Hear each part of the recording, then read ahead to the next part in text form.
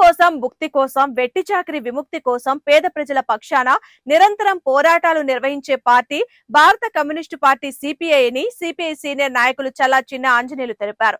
స్థానిక నగర ముఠా కార్మిక సంఘం కార్యాలయంలో రేగుల రాఘవయ్య భవనంలో జరిగిన నగర ముఠా కార్మిక సంఘం కమిటీ సమావేశంలో ఆయన పాల్గొని మాట్లాడారు. ఏఐటియుసి నగర గౌరవ అధ్యక్షులు జీరి సురేష్ బాబు మాట్లాడుతూ దేశంలోని ప్రజలు ధనిక పేద అనే తేడాలు లేకుండా సమాజం కోసం ఎర్ర జెండా నిరంతరం సోషలిజం కోసం ప్రయత్నాలు చేస్తుందని తెలిపారు. ఈ నేపథ్యంలో జరుగుతున్న భారత కమ్యూనిస్టు పార్టీ శత జయంతోత్సవాలను జయప్రదం చేయాలని తెలిపారు. భారతదేశంలో 1925లో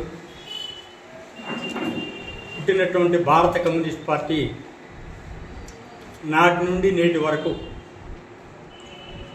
అనేక ఉద్యమాలు నిర్మించి కార్మిక హక్కులు సాధించడంలో, మహిళా హక్కులు సాధించడంలో, విద్యార్థి యువజన హక్కులు సాధించడంలో అగ్రగామిగా ఉండి భారతదేశం స్వాతంత్రం రాకపూర్వం నుంచి కూడా ఈ దేశంలో ఉండేటువంటి ప్రజలందరినీ ఏకోన్ముఖంగా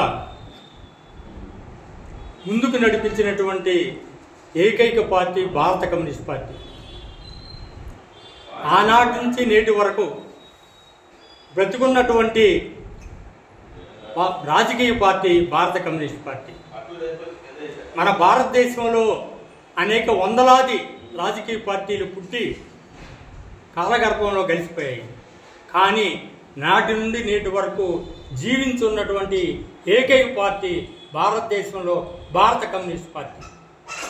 ఇవాళ ఈ రోజున కార్మికులు అనుభవిస్తున్నటువంటి హక్కులు, ఉద్యోగులు అనుభవిస్తున్నటువంటి హక్కులు, మేధావులు యొక్క చెప్పుకునే 26వ తేదీ మధ్యాహ్నం బ్రహ్మానందరెడ్డి స్టేడియం వద్ద నుండి ప్రదర్శన, మహాప్రదర్శన, కార్మిక ఉద్యోగ మేధావుల యొక్క వాళ్ళతో కూడినటువంటి ప్రదర్శన ప్రారంభమై గాంధీ పార్క్ వద్ద బహిరంగ సభ జరుగుతుంది. ఈ బహిరంగ సభలో భారత కమ్యూనిస్ట్ పార్టీ రాష్ట్ర సమితి ప్రధాన కార్యదర్శి కామ్రేడ్ కె రామకృష్ణ గారు, అట్లాగే జంగాల అజయ్ కుమార్ గారు తదితరులందరూ పాల్గొంటారు. కాబట్టి జయప్రదం చేయవలసిందిగా ప్రజలకు విజ్ఞప్తి చేస్తాము.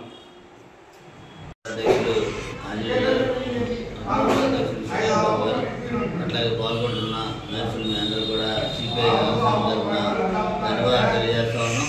ఏదైతే మరి ఆంజనేయులు గారు చెప్పారో, ఈ దేశంలో మరి ఏకైక పురాతన పార్టీ, పాత పార్టీ, అప్పటికి ఒకే పార్టీగా ఉన్నది కమ్యూనిస్ట్ పార్టీ.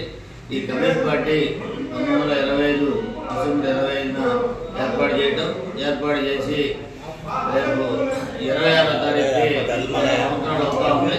100 సంవత్సరాలకి అడుగు పెడుతున్న సందర్భంగా గుంటూరు నగరంలో బీఆర్ స్టేడియం నుంచి ప్రదర్శన, అలాగే విజ్ఞాన మందిరం మన గాంధీ పార్క్ దగ్గర బహిరంగ సభ నిర్వహిస్తా ఉన్నాం. బహిరంగ సభలో రాష్ట్ర పార్టీ కార్యదర్శి రామకృష్ణ గారు, అట్లాగే జిల్లా పార్టీ కార్యదర్శి అజయ్ కుమార్ గారు, అట్లాగే రాష్ట్ర నగర నాయకత్వం, జిల్లా నాయకత్వం అంతా కూడా పాల్గొంటా ఉన్నారు. మనందరం కూడా పాల్గొని ఆ ప్రదర్శన బహిరంగ సభలు విజయవంతం చేద్దామని మీ అందరినీ కోరుతా ఉన్నాం. ఏదైతే మరి అప్పటికిప్పటికి ఈ దేశంలో స్వతంత్రం రాకముందు పెట్టిన పార్టీ భారత కమ్యూనిస్ట్ పార్టీ, ఆ రోజు సంపూర్ణ స్వాతంత్రం కావాలని స్వతంత్ర ఉద్యమంలో పాల్గొని స్వతంత్ర ఉద్యమంలో కూడా కమ్యూనిస్ట్ పార్టీగా ఆ రోజున పోరాటం చేసిన పార్టీ. అనంతరం జాగీర్దారికి వ్యతిరేకంగా, జమీందారీ వ్యవస్థకు వ్యతిరేకంగా మరి వివిధ రకాలకు సంబంధించి సంఘాలను ఏర్పాటు చేసి విద్యార్థి సంఘాన్ని 1936లో విద్యార్థి సంఘాన్ని విద్యార్థి సమస్యల మీద పనిచేయడానికి, యువజన సంఘాన్ని యువజన సమస్యల మీద, అట్లాగే ఏఐటియుసిని అప్పటికే 1920లోనే ఏర్పాటు చేసినప్పటికీ మహిళా సమస్యల మీద మహిళా సంఘాన్ని, ఇట్లా వివిధ రకాల సంఘాలని ఏర్పాటు చేసి ఈ దేశంలో ఎవరైతే ఇబ్బంది పడుతూ ఉన్నారో వాళ్ళందరికీ అండగా సిపిఐ మరి అనేక పోరాటాలు చేయడం వలన 1969లో